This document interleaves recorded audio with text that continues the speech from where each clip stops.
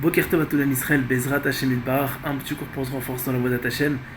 Diffuse un maximum, par contre c'est que pour les hommes si Dieu veut, pas pour les femmes, même si au final c'est pour que Bezrat Hashem qui ait du bien. Dans le Shalom Bayit c'est que pour les hommes, donc mesdames, prière de ne pas le regarder. Rabbi Morash c'est un grand tzaddik, l'admour de Yavniel, il est niftar il y a quelques années. Il y a quelqu'un qui lui a posé une question, il lui a dit voilà dans mon Shalom Bayit ça ne va pas du tout, il y a ci, il y a ça, etc. J'ai besoin d'aide. Le Rav il lui a répondu quelque chose d'extraordinaire qui vaut le coup vraiment de réfléchir dessus.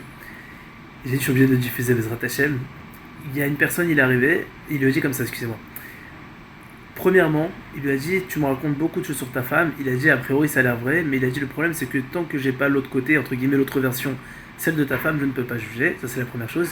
Il lui a dit même si c'était vrai Nagid, que c'est vrai ce que tu dis, il lui a dit peu importe ce qu'il lui a raconté que sa femme elle lui faisait la misère, etc.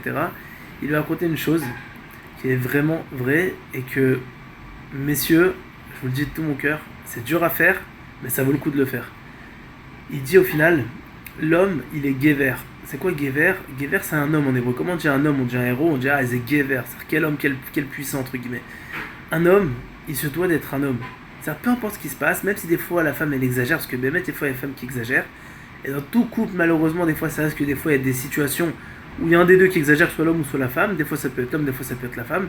L'homme, en tout cas, peu importe ce qui se passe, Shura Tartona, c'est le dernier mot, c'est que l'homme doit être un Gever. Le Gever, c'est quoi? Le mot mit Gever en hébreu, c'est-à-dire se surmonter.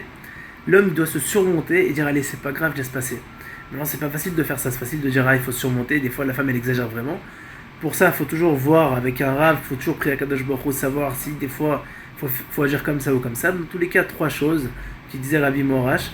La première chose, beaucoup de tfilat pour le Shalom Bayit.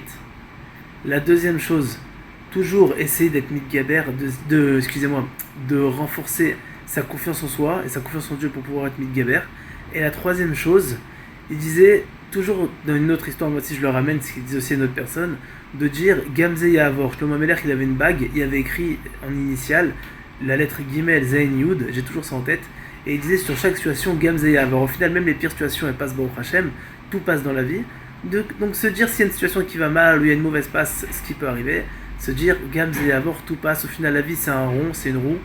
Et tout finit par passer, la roue elle tourne, aujourd'hui on est en haut, demain on est en bas, après-demain on est en haut, etc. C'est la vie Baruch Hashem. Donc toujours être mitgaber dans les situations. Si la femme elle est en galère, ou quoi que ce soit, ou qu'il y a un problème, ou que c'est difficile, l'homme il doit être mitgaber. C'est écrit d'ailleurs dans la Mishnah, et on finit dessus si Dieu veut. Bimkom she'anish shtadel yotish. Là où il n'y a pas d'homme, il faut retourner dans le train. Dans un couple, il n'y a pas d'homme à part l'homme, il y a juste un seul homme. Donc monsieur, il faut s'efforcer dans le train. Si un homme il s'efforce si Dieu veut, alors sa femme elle pourra s'appuyer sur lui. Et au final, ce qui en ressortira de ça, c'est que dans n'importe quelle situation, elle pourra dire ah, il y a mon mari qui est là. Et malheureusement, un des gros problèmes de Shalom Bayit, ce qui se passe, c'est quoi aujourd'hui? Dans notre génération, les hommes, malheureusement, ce ne sont pas vraiment des hommes. C'est pour ça qu'on prie d'avoir un Ben Zachar, d'avoir un homme qui soit masculin, pas un homme qui soit féminin. Le masculin, c'est quoi? C'est de donner.